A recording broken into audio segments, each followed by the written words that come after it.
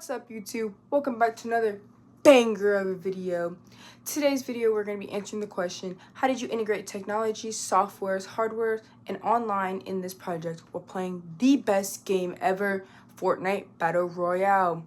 But before we get into it, make sure you smash that like button, you smash that subscribe button, and don't forget to put on post notifications so you never miss a video. Now let's get straight into it. Our film had a more professional take when it came to technologies being used during production. We wanted to include an underwater camera shots in our film after one of my teammates told us about the different cameras he has access to. For the underwater scenes, we used the GoPro Hero 7. Isn't that crazy, chat? I mean, a camera that can film underwater? Wow, how technology's changed. This camera was handheld for the opening shot of the film.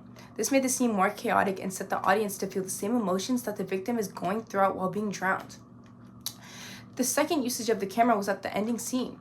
We attached the camera to a tripod and set it at the bottom of the pool. This allowed the audience to get a full view of the scene, which contrasts to the opening shot. And man, was the shot so cool. The viewer goes from being in the scene to being a mere spectator, unable to help the victim. The rest of the film was shot with the Canon G7X. We used a tripod to set up the camera for the still shots in our film. For the shots, we wanted to be more personal, like the victim gets pushed into the floor and then kicked in the stomach. Ouch! The floor shot built that connection from the scene to the viewer, which created a feeling of sympathy for the victim.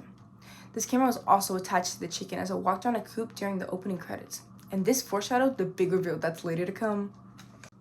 When it came to editing, the software my group used was CapCut. We used CapCut to add a darkening filter onto the film. Not only did the dark filter add onto the film by making it more ominous and a serious tone, ooh, spooky. Not only that, but it also contrasted with the credits. The credits let the viewers see the simplistic life of a chicken roaming around in its habitat. This perspective was later altered during the reveal of the boss, the darkest scene within our film. What was supposed to be a simple, jolly life for the chicken, she sees as torture and horrid. This leaves the viewer to question what events have taken place in our life to make her feel this way. The transformation placed onto the chicken was perceived as a curse, not the blessing it's supposed to be. Talk about ungratefulness. The interrogation scene also has contrast within that was created. The interrogation scene also has contrast that is created through lighting.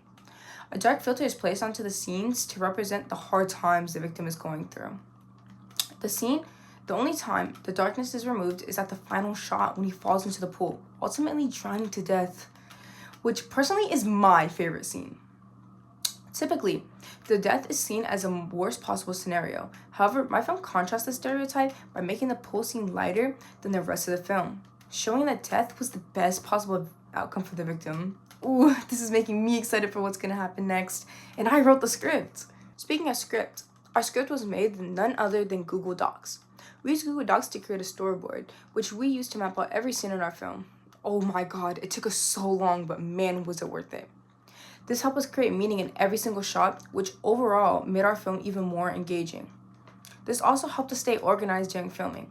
We also used Google to help us do our research for the general conventions of our movie genre. We used Star Wars to guide us through the conventions of dominance of a boss being portrayed, as well as that of an interrogation. Luke, I am your father. No, I'm just kidding, not that scene. As for technology shown in our film, we used a regular iPhone for the call between the two henchmen. The phone call is an immediate segue to the introduction of the boss. This also lets the viewer have a sense of how the organization is structured. Without the phone call, we wouldn't be able to show how spoiled the boss is. I mean, she has her own personal human to sit on and doesn't even answer her own phone calls. Get a load of this guy.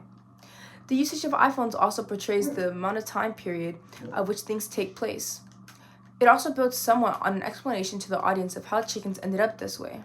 It leaves modern technology as an option.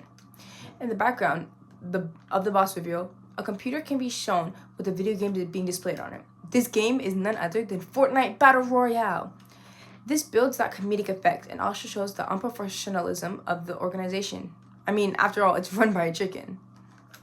That's all for this week's video answering the question, how did you integrate technology, software, hardware, and online in this project? Make sure you smash the subscribe button. We're almost at 3 subscribers. And also make sure you smash that like button. If we get to 50 likes, I'll do the 24 hours at Gateway challenge that everyone has been requesting. Thank you for watching, and I see you all next time. Bye!